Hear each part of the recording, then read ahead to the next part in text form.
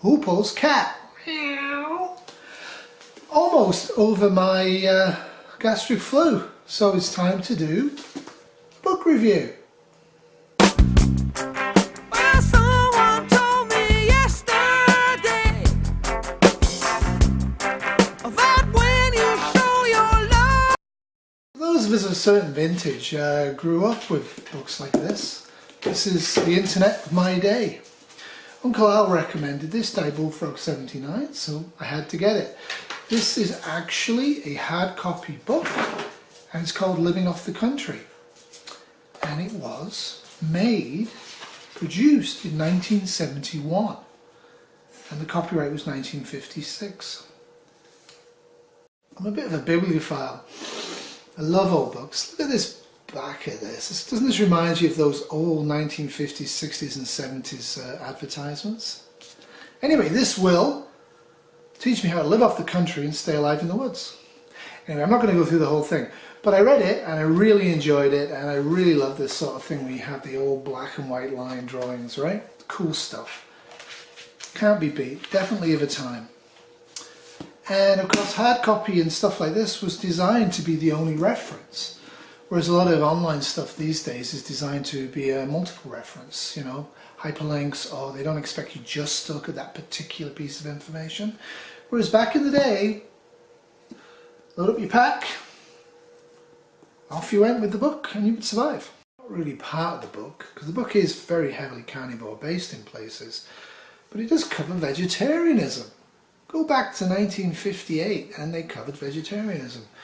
One farmer says to me, said Thoreau recounted, "You cannot live on vegetable food solely, for it furnishes nothing to make bones with." Well, all the while he talks behind his oxen, which, with vegetable made bones, jerk him and his plough along.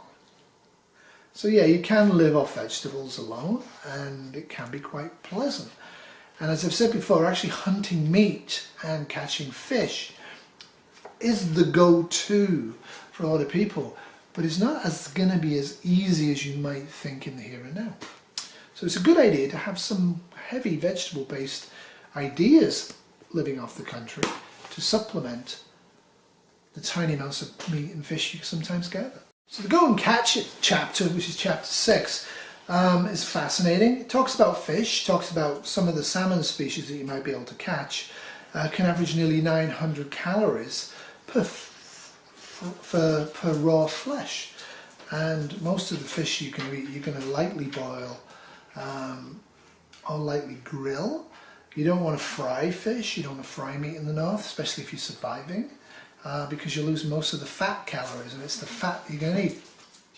2. The wild food available might be yours so easily that you could conserve a decisive amount of energy by relaxing most of the time beside a warm blaze, although the basal energy requirements of the human system decline but little, even when one is starving. A man is lounging comfortably before a campfire may consume only about 100 calories an hour, whereas struggling through the bush, he can burn 6 times as much. And I think that's very, very true. You need to think about the amount of calories you're putting out to get calories in to consume.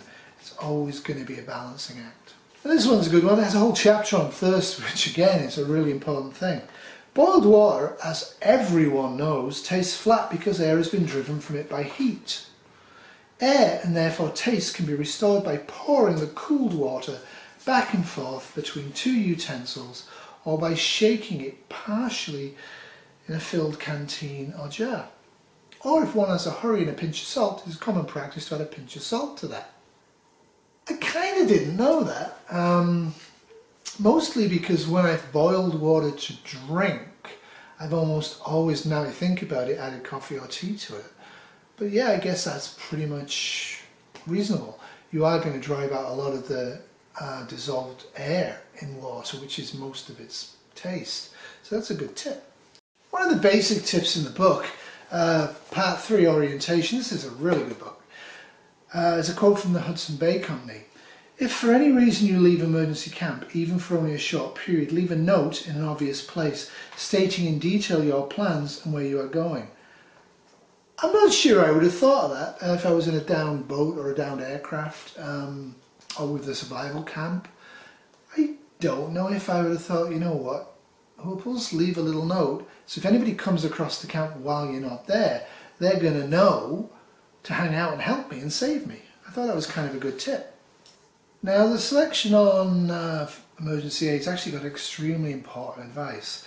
The Ready Pack commercial kits, excellent as they are, for many purposes are seldom satisfactory for the individual who wanders far from the beaten trails. One reason is that their assembly is based more or less on the assumption that the patient can be placed under a doctor's care within a comparatively short period. Furthermore, these kits do not always include provision for those accidents most likely to occur in wild country. Absolutely true. I've been saying that for a while. I think the Adventure Medical series is the only commercial series I've seen that I would actually say, if you're going to buy a first aid kit, buy that one. For sure, a lot of the things that you are going to experience in the north won't be captured by your bog standard little kit you buy from Costco. It gives you a really nice breakdown of what to have in a genuine emergency first aid kit for the wilderness. And overall, I thought this was pretty sound advice. If you're getting old like me, you will need reading glasses. But old books like this are just great. And this was part of a series he did. How to live in the woods on pennies a day. Home in your pack. Free for the eating. All of this stuff's absolutely great. And I'm very, very happy Uncle Allardyce Bullfrog 79 recommended this. As is Becky and Mr. Bear. Mr. Bear. And the other book, The Hiv's Skills for Taming in the Wilds. So yeah. Old books like this are absolutely treasures. I'm not altogether convinced this would save me in the wilderness. I think the end of the book really kind of sums up the philosophy quite neatly, and is something that people say all the time. Practicing wilderness skills in your backyard or your local forest just doesn't cut it.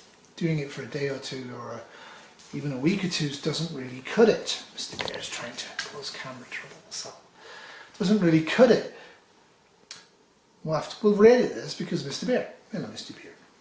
So practicing survival skills for a day or two in your garden or in a local forest or even an overnighter for 1 or 2 days isn't really going to cut it. You have to cast your moorings adrift.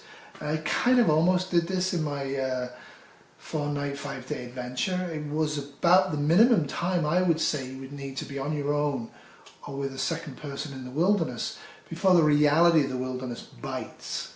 And I think that's the important part. But as it says here, it's up to you. Survival in the final analysis is up to the individual. If a man does not keep pace with his companions, perhaps, as Thoreau suggests, it is because he hears from a different drummer. Let him step to the music which he hears, however measured or far away.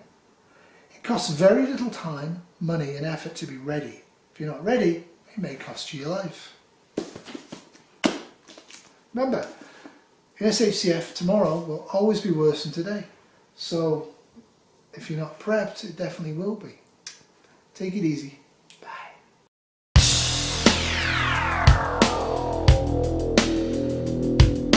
A Monday warrior, mean strike. Today's Tom Sawyer, mean.